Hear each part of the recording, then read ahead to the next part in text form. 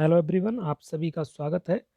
इस वीडियो में हम 12 इम्पोर्टेंट क्वेश्चंस डिस्कस करने वाले हैं जो आपकी यूनिट मार्केटिंग फॉर मैनेजमेंट से होंगे। आप सभी को पता है यहाँ पर DFCCIL junior manager operations and BD की प्रिपरेशन कराई जा रही है। तो उसी क्रम में हम मार्केटिंग फॉर मैनेजमेंट के 12 क्वेश्चंस को इस वीडियो में डिस्कस करेंगे। तो पहला क्वेश्चन देखिए, at which stage of product life cycle are the pricing decisions most complex.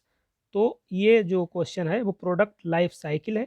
जिस तरीके से हमारी लाइफ का एक साइकिल होता है, हम लोग जन्म लेते हैं, लाइफ को जीते हैं एंड बुढ़ापा आता है, उसके बाद समाप्त हो जाते हैं। उसी प्रकार एक प्रोडक्ट का भी लाइफ साइकिल होता है जिसमें 4 स्टेजेस होती हैं।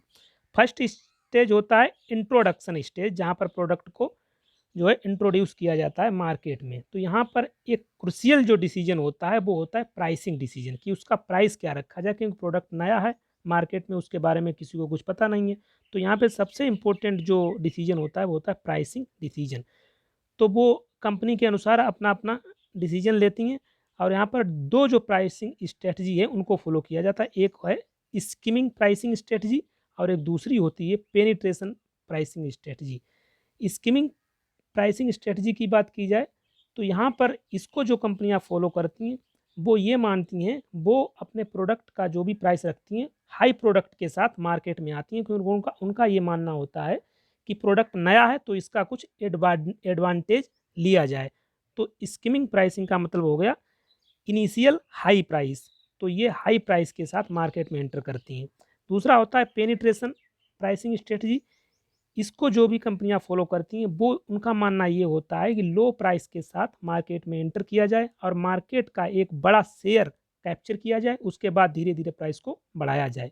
इसका आप जीता जागता एग्जाम्पल जियो को ले सकते हैं।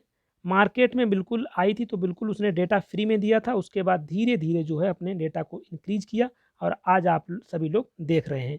तो पेनिट्रेशन प्राइसिंग स्ट्रेटजी में होता है इनिशियल लो प्राइस और स्कीमिंग प्राइसिंग स्ट्रेटजी में इनिशियल हाई प्राइस। तो ये एक क्रुशियल डिसीजन होता है किसी भी प्रोडक्ट लाइफ साइकिल का इंट्रोडक्शन स्टेज में। अब इंट्रोडक्शन स्टेज के बाद आता है ग्रोथ स्टेज और थर्ड स्टेज होता है प्रोडक्ट लाइफ साइकिल का, वो होता है मेच्योरिटी स्टेज। मेच्योरिटी स्टेज एक ऐसा स्टेज है जहाँ पर प्राइसिंग डिसीजन को लेना बहुत कॉम्प्लेक्स हो जाता है। ठीक है, कहाँ पर? मैच्योरिटी स्टेज पर, क्योंकि पता है इसके बाद प्रोडक्ट डिक्लाइन कर जाएगा।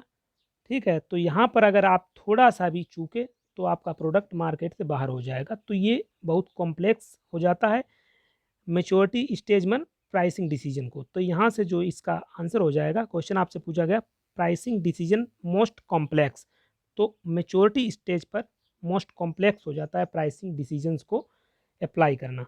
चलिए नेक्स्ट क्वेश्चन देखिए। नेक्स्ट क्वेश्चन क्या है? नेक्स्ट क्वेश्चन है target marketing involves which of the following activities. तो टारगेट मार्केटिंग में आपने पढ़ा होगा STP, सेगमेंटेशन, टारगेटिंग, पोजिशनिंग। तो यहाँ से देख लीजिए market positioning, market targeting, market segmentation. तो ये आपका यहाँ से आउट हो जाएगा। यहाँ से A, B और D आपका आंसर हो जाएगा। यहाँ से आप चूज कर सकते हैं A, B और D, यानी कि ऑप्शन C से सही चला जाएगा। तो इस तरीके से आपको याद रखना है STP। ठीक है, सेगमेंटेशन, टारगेटिंग और पोजिशनिंग। अब सेगमेंटेशन की बात करें तो यहाँ भी आपको 4 टाइप से सेगमेंटेशन किया जाता है मार्केट का। एक तो geographic segmentation, demographic, psychographic, behavioural, ये 4 तरीके से जो सेगमेंटेशन किया जाता है। ठीक है, तो चलिए नेक्स्ट देखिए। नेक्स्ट क्वेश्चन है horizontal marketing system comprise of. तो ये आप लोगों ने पढ़ा होगा चैनल इंटीग्रेशन एंड सिस्टम्स में आपने पढ़ा होगा 2 टाइप का marketing system, horizontal marketing system and vertical marketing system. तो आप लोगों को पता है हॉरिजॉन्टल मार्केटिंग सिस्टम का मतलब होता है 2 और more unrelated companies put together resources to exploit an emerging market. ये जो होता है वो हॉरिजॉन्टल मार्केटिंग सिस्टम होता है। चलिए नेक्स्ट देखिए। नेक्स्ट है विच of the following is not a method of segmenting a market. तो बिहेवियरल सेगमेंटिंग बिल्कुल, साइकोग्राफिक बिल्कुल होती है, और बेनिफिट सेगमेंटेशन होता है, कस्टमर सेगमेंटेशन नहीं होता, ये आपका गलत हो जाएगा। ठीक है, तो सेगमेंटिंग मैं बता चुका हूँ STP, मार्केटिंग सेगमेंटेशन और टारगेटिंग और पोजिशनिंग। चलिए आगे देखिए, अगला क्वेश्चन है select the phases of product life cycle. वो मैं शुरुआत में ही आपको बता चुका हूँ, 4 फेजेज होती हैं प्रोडक्ट लाइफ साइकिल का। इंट्रोडक्शन फेज होता है, उसके बाद ग्रोथ फेज होता है, फिर मैच्योरिटी आती है, उसके बाद डिक्लाइन फेज आ जाता है। तो यही आपको क्रम में लगाना है। सबसे पहले इंट्रोडक्शन, तो सबसे पहले 4 आ जाएगा। इंट्रोडक्शन के बाद क्या आता है, ग्रोथ। ग्रोथ देखिए यहाँ पर कहाँ है, 6 आ जाएगा। ग्रोथ के बाद मैच्योरिटी आती है, 5 आ जाएगा, और लास्ट डिक्लाइन कर जाता है यानी कि 2। 4 6 5 2, 4 6 5 2 यानी कि ऑप्शन सी चला जाएगा। ठीक है, तो चलिए नेक्स्ट देखिए, relationship in marketing means. Marketing में रिलेशनशिप का मतलब होता है, आपको ध्यान रखना है, relation between company and consumers. जो कंपनी और उसके कंज्यूमर्स के बीच रिलेशन होता है उसी को मार्केटिंग में रिलेशनशिप कहते हैं। ठीक है, आगे देखिए, after conducting the business analysis for developing a new product a company must do. तो इसको आपने प्रोडक्ट डेवलपमेंट प्रोसेस में इस चीज़ को पढ़ा होगा, अगर पढ़ा है तो इसको आप विद इन सेकेंड्स में इसको क्लिक कर सकते हैं। जब भी कोई नया प्रोडक्ट मार्केट में लॉन्च किया जाता है तो उसका एक प्रोसेस होता है जिसको प्रोडक्ट डेवलपमेंट प्रोसेस कहते हैं। तो सबसे पहला जो है, इसके कुछ स्टेजेस होते हैं, टोटल 6 स्टेजेस होते हैं किसी भी न्यू प्रोडक्ट डेवलपमेंट प्रोसेस के। तो पहला स्टेज होता है generation of new product ideas. तो नए नए जो भी प्रोडक्ट के आइडियाज़ हैं उनको जनरेट किया जाता है पहले स्टेज में। सेकेंड स्टेज आता है स्क्रीनिंग ऑफ आइडियाज़, मतलब इसमें क्या किया जाता है कि जो भी आइडियाज़ जनरेट किए गए हैं उनका एक क्रिटिकल इवेलुएशन किया जाता है, किसमें, स्क्रीनिंग ऑफ आइडियाज़ में। अब यहाँ 2 मेथड हैं स्क्रीनिंग ऑफ आइडियाज़ करने के लिए, एक चेक लिस्ट मेथड होता है, एक आइडिया रेटिंग मेथड होता है। ये आप लोगों ने पढ़ रखा होगा, इसलिए मैं डिटेल में नहीं जाऊँगा। ठीक है, और थर्ड जो स्टेज होता है प्रोडक्ट डेवलपमेंट प्रोसेस का, वो होता है बिजनेस एनालिसिस। और फोर्थ फोर्थ पे आता है प्रोडक्ट डेवलपमेंट, और 5 पे टेस्टिंग होती है, और 6 जो फेज लास्ट फेज होता है वो कमर्शियलाइजेशन ऑफ प्रोडक्ट कर दिया जाता है। अब क्वेश्चन यहाँ से क्या पूछा गया है, after conducting the business analysis. तो बोल रहा है बिजनेस एनालिसिस के बाद developing a new product a company must do. तो देखिए, थर्ड जो स्टेप होता है प्रोडक्ट डेवलपमेंट प्रोसेस का, वो होता है बिजनेस एनालिसिस। इसके बाद क्या करते हैं, जब बिजनेस को एनालाइज कर देते हैं तब प्रोडक्ट को डेवलप करते हैं, यानी कि प्रोडक्ट डेवलपमेंट चौथा स्टेज आएगा। और पांचवा स्टेज, अब प्रोडक्ट डेवलप हो चुका है, अब उसकी टेस्टिंग होगी। और छठा स्टेज हो जाएगा कमर्शियलाइजेशन ऑफ प्रोडक्ट। तो आपसे पूछा गया है जो बिजनेस एनालिसिस के बाद क्या करते हैं, वही आपका आंसर हो जाएगा प्रोडक्ट डेवलपमेंट और टेस्टिंग और कमर्शियलाइजेशन ऑफ प्रोडक्ट। यहाँ से आंसर देख लीजिए कौन सा है, देखिए प्रोडक्ट डेवलपमेंट करेंगे एंड टेस्टिंग करेंगे, किसके बाद, बिजनेस एनालिसिस के बाद। ये आपको आप लोगों ने पढ़ा होगा प्रोडक्ट डेवलपमेंट प्रोसेस में, तो यही आपका आंसर हो जाएगा।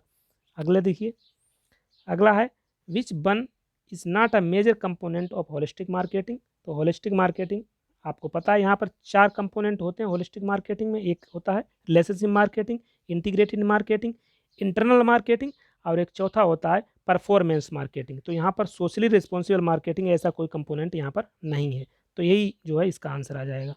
Next question, distribution logistics also term debt market logistics does not include. तो मार्केट लॉजिस्टिक्स में देखिए क्या इंक्लूड नहीं किया जाता है, इन्वेंट्री इंक्लूड होता है मार्केट लॉजिस्टिक्स में, ट्रांसपोर्टेशन भी होता है, वेयर हाउस भी इंक्लूड होता है मार्केट लॉजिस्टिक्स में, लेकिन डिस्ट्रीब्यूशन चैनल को जो है मार्केट लॉजिस्टिक्स में इंक्लूड नहीं किया जाता है। तो यही इसका आंसर हो जाएगा। नेक्स्ट देखिए, नेक्स्ट क्वेश्चन है black box model in marketing relates to. तो ये तो आपको डायरेक्ट आपने पढ़ा होगा, black box model of consumer behaviour. तो ये कंज्यूमर बिहेवियर से संबंधित है ब्लैक बॉक्स मॉडल। तो यही इसका आंसर है कंज्यूमर बिहेवियर। ठीक है, नेक्स्ट देखिए, which of the following is not a type of direct marketing. Direct marketing का देखिए कौन सा टाइप नहीं है, डायरेक्ट मेल मार्केटिंग है, telemarketing, email direct marketing, ये रिटेल मार्केटिंग जो है ये जो है डायरेक्ट मार्केटिंग का टाइप नहीं है। ठीक है, तो यही इसका आंसर हो जाएगा। डायरेक्ट मार्केटिंग के टाइप आपने पढ़ रखे हैं। अगला देखिए, in the model of consumer behaviour given by Philip Kotler what constitutes the marketing stimuli. जो कंज्यूमर बिहेवियर का मॉडल है फिलिप कोटलर का, उन्होंने मार्केटिंग स्टिमुलाई किसको माना है, तो उन्होंने 4P जो है 4Ps इसको माना गया है मार्केटिंग स्टिमुलाई। 4Ps का मतलब क्या हो गया, प्रोडक्ट, प्राइस, प्रमोशन, प्लेस। ठीक है, तो ये इसका आंसर आ जाएगा 4P। चलिए आगे देखिए, तो यही हमारे 12 क्वेश्चन थे मार्केटिंग फॉर मैनेजमेंट के।